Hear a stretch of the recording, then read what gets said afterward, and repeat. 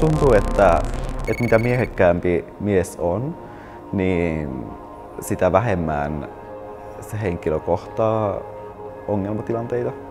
Ja just ongelmatilanteiksi voi lukea melkein kaikki ongelmat, mitä vähemmistöihmiset kohtaa.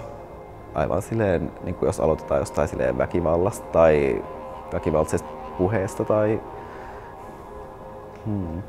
Niin, että ehkä mä huomaan sen ero just siinä, että kun tämä prosessi on mennyt nyt tähän pisteeseen, missä se on, ei tule mitään sellaisia tilanteita kaupungilla, että ei mulle enää huudella tai että ei mun kimppuun käydä. Ja sitten tulee sellainen aura fyysisestä koskemattomuudesta. Ja mun mielestä se on jännittävä huomio, että jotenkin että sitä mun fyysistä koskemattomuutta ei enää olla tämän viimeisen vuoden aikana rikottu.